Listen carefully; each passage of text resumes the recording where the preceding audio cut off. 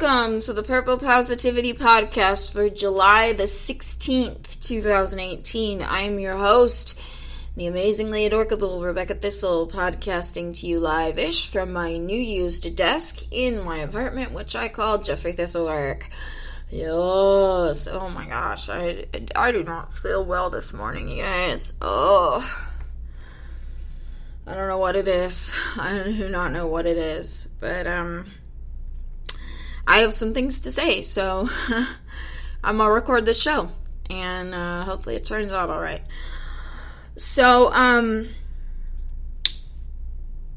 I am in a bunch of groups for empaths on Facebook, and in one of those groups, and actually you see this fairly consistently pop up in these groups, someone always inevitably posts, oh my gosh, there's so much darkness in this world, and, because we're empaths, we feel all the darkness, and we sense all the sadness, and all the pain, and the sorrow, and inevitably somebody posts and says, there's so much going wrong in this world, I don't know if I can take it anymore, it's really upsetting me. And half the time they're venting, and it kind of bothers me because technically the rules say you're not supposed to just vent. You're supposed to say, does anybody have any advice or whatever on how to cope with this? And very few people actually do that when they post those kinds of things. So one such person posted something similar, and it was less of an emotional vent, and more of a, does anybody else feel this way, or am I just being cynical sort of thing. And a lot of people commented, and I commented. And I can't remember verbatim what I said. I really don't want to, but a lot of what I said, in part at least, came from... Well, it came from a candlelight Christmas Eve service I went to back in 2006. And it always stuck with me, and it actually not only inspired this comment that I'm about to paraphrase for you guys, but it also partially inspired the lyrics to the theme song of this show. So this preacher, if you're Methodist, hopefully you grew up with this. Every year at Christmas Eve, we do a candlelit service where you go to the service and you, and they hand you a little candle, and then at the end of the service, you pass the flame. The first person gets their candle lit, and they just light the candle the person next to them, and that person lights the candle the person next to them, and and you pass this flame around the church, and the lights are all down, and then you sing Silent Night. And this particular service, the pastor, her name was Sammy, she said, okay, before we sing Silent Night, I want to do a little experiment. She said, everybody hold your light at waist level. Be very careful, don't light anything on fire, but hold your candle down at waist level. And so everybody does that. She's like, okay, everybody look around, see how well lit the room is. And we all look around and we're like, yeah, okay. And she says, okay, everybody, hold your light above your head. Hold your candle above your head. Everybody holds their candle up above their head. She goes, now see how much more you can see. And that always stuck with me. It goes with that that song that we always sing when we're kids. This little light of mine, I'm gonna let it shine. Anyways, but, going back to this post and my comments, I said, I explained, do this, go into a room and light a candle, hold it at waist level, look at how much it actually illuminates the room, then hold it above your head and see how much brighter things get. I said, look, you can't control the darkness around you. You can't control what other people are doing with their candles. You can't control anything else but where you hold your light and what you choose to illuminate. how much you choose to eliminate. You can't control that. You can't control anybody else but yourself. I said, look, I'm not perfect at this, but I do my best every single day to limit how much negativity I take in. I can't really talk about this publicly, but I have a job that it's emotionally draining for several reasons. I can't really explain why, because I might lose my job if I do. But I have a job that emotionally drains me. And so I do my best to keep doing that job, but to find ways of making it tolerable. So a lot of times at work, I'm listening to music that makes me feel good. I have this whole playlist called Let's Do This Shit. And it's just songs that make me feel good. I have a whole playlist dedicated to all caps someone. It's just 3 purple hearts, but still. You know, and I mean, yeah, it's a bunch of, like, you know, I love you sort of songs, but at the same time, it's, you know, it's songs that make me think of him in the sense of, you know, things that he says to me that make me feel better. Especially here lately, actually pretty much since I met all caps someone, I don't have lunch with my coworkers anymore. And it's not because I don't like my coworkers. It's, you know, there's one in particular that it is really difficult for me to be around her.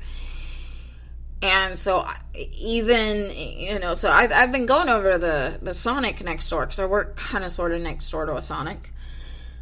And so I go to the Sonic next door, and I spend about half of lunch break there. And I used to come back and spend the rest of lunch in the building, but here lately, I don't even do that.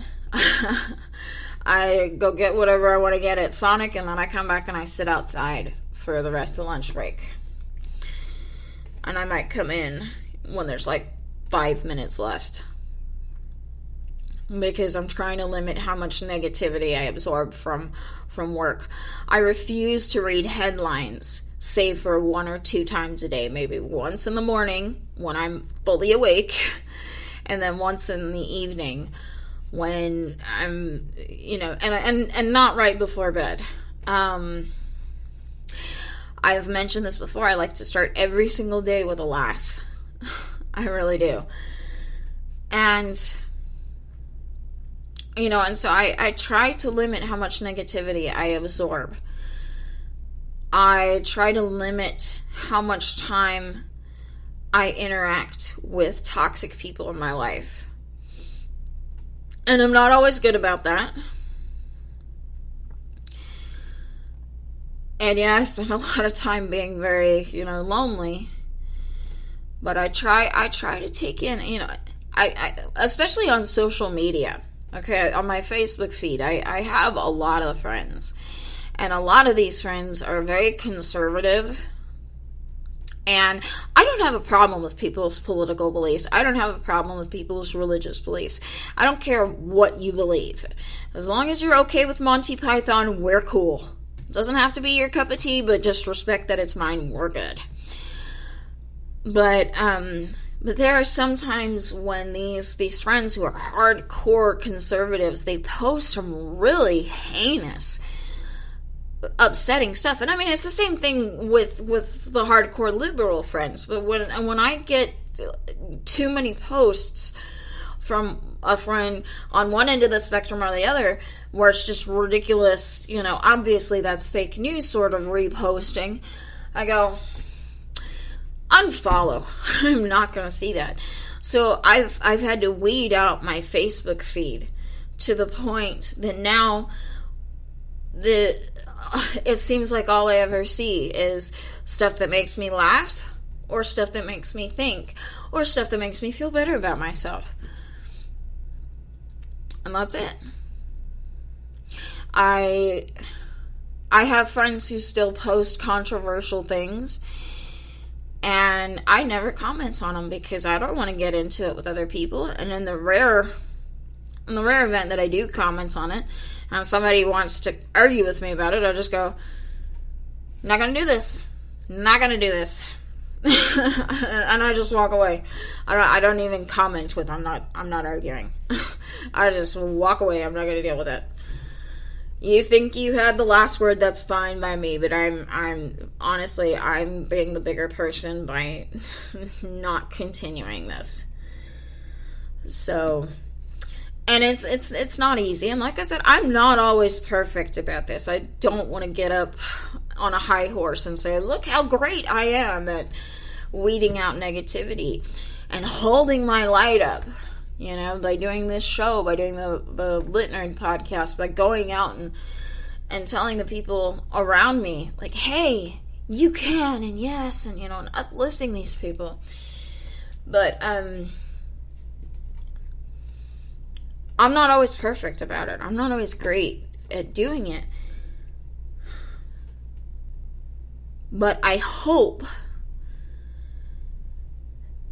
that today I do better at weeding out the negativity and holding my light up to not only illuminate my way, but the way of those around me and people who need it.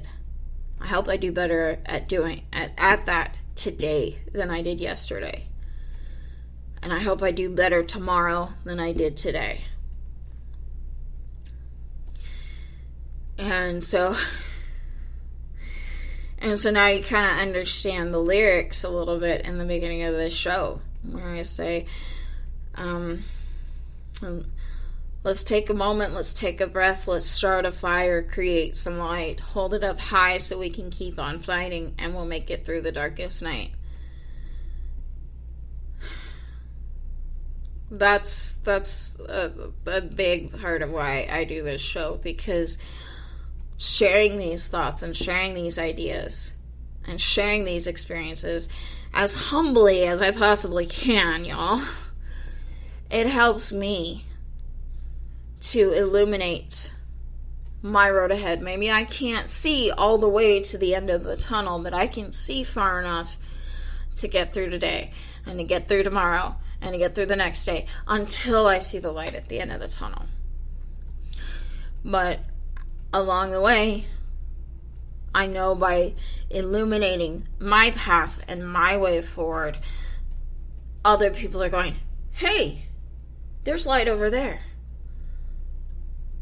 That's helping me see a little bit. Maybe if I hold my light up, whatever metaphorically that means for them, I'll see better too. You know, I can't expect that that's what's happening. I can't demand that should happen. All I can do is hold my light up and illuminate my way forward, and in the back of my mind, hope that someone else sees me doing that and goes, hey, that makes sense. Maybe I should hold my light up and I'll be able to go forward with more ease. And, yeah, so that's really all I have to say about that.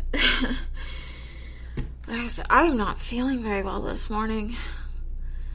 And my supervisor asked me to come in today, and I told her I would because I don't really have anything to do, but I feel